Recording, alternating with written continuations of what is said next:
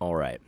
Welcome back to the channel. I was going to do a video about James Lindsay's minor hissy fit that he threw on Twitter about Joel Webbin and I's video that mentioned him, that talked about him in comparison to a dispute with an atheist, because he's an atheist, and the dispute with Doug Wilson and oh man, what's his name, Pastor Jared Moore.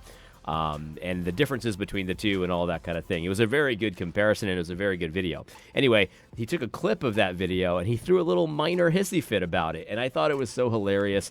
The problem with that is I'm a little bit under the weather. I've got sort of just like this chest cold, and in that video, I'm most certainly going to be laughing quite a bit, and every time I laugh, I just break into a coughing fit, so I can't do that video today.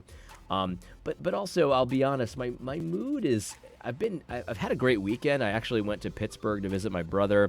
I actually got caught at Bradley International in this snowstorm. It got pretty bad, and I wasn't able to go home in time. That's a side story. Anyway, but I was thinking yesterday about the Jen Wilkin debate, where she says that a Christian public school would not be good, would not serve the common good in a pluralistic country. And I've seen a lot of conservatives, but also people that we would consider conservative, that have expressed the sentiment of that an explicitly Christian government, or a Christian an explicitly influenced Christian government that seeks to establish justice according to God's law. You know, the things that are crimes in God's law ought to be crimes, and they should be punished in a way that's analogous to what the punishment would have been in God's law. It doesn't have to be a one-to-one equality of, you don't replace the Constitution with the book of Leviticus, but there needs to be a logic that sort of seeks to implement God's law. Anyway, people are against that. They think that would not serve the common good. Lots of people believe this.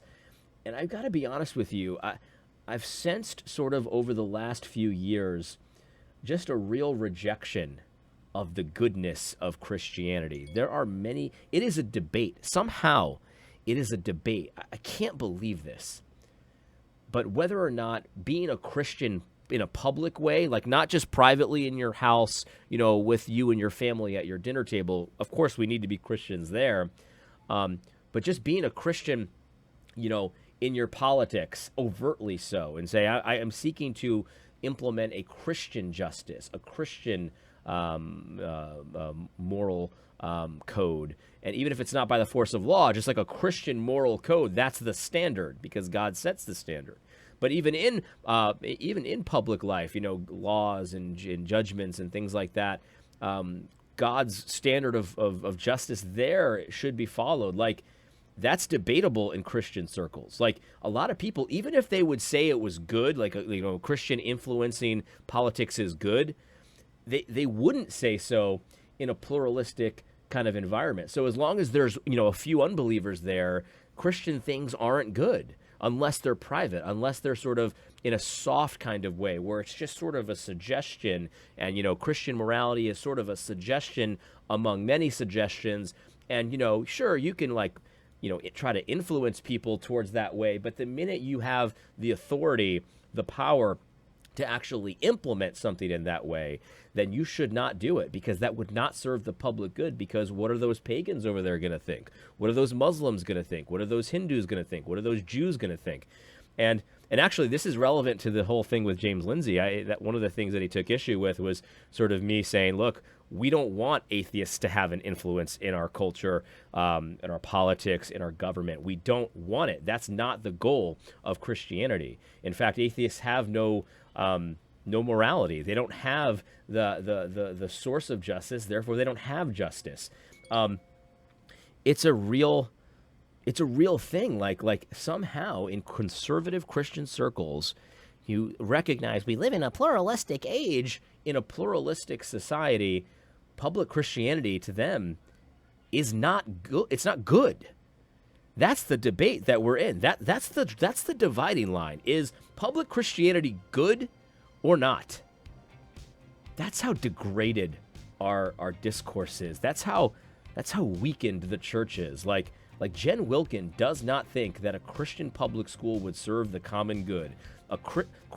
Being Christian in the public school system and teaching Christian things and Christian morality and Christian law and Christian science and Christian all of this stuff, that wouldn't serve the public good, because, you know, there's what about those Hindus over there? They want to have a Hindu education. It's like, we need to decide, like, is Christianity good or not? It seems so basic, and I'm even struggling to, like, come up with words for this, because this is so depressing. This is so, like, this is the judgment of God. Like, we conservative Christians, people that would believe the gospel, they would say they believe the gospel, they believe the kinds of things I believe about theology for the most part. They're not sure if Christianity's actually even good for the public good. That's unbelievable.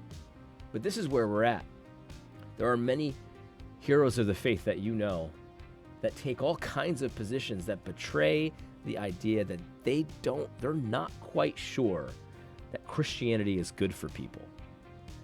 I find that unbelievable. I mean, obviously, you think of David French. Sure, David French doesn't believe that Christianity is good, but the thing is, like, there are lots of other people that don't.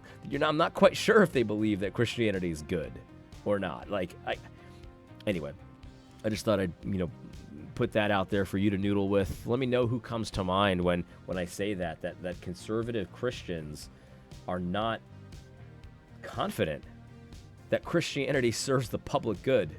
Like, public Christianity, like actually being a legitimate Christian, seeking Christian things, Christian governments, Christian laws, because it's good, because God's standard isn't an arbitrary standard. Like God's words and God's justice and God's statutes and laws and all of this stuff, it is actually good, whether you consider yourself a Hindu or not. Like, whether you're gay or not, or whatever, you want to do whatever you want to do, like, actually it's still good even for you.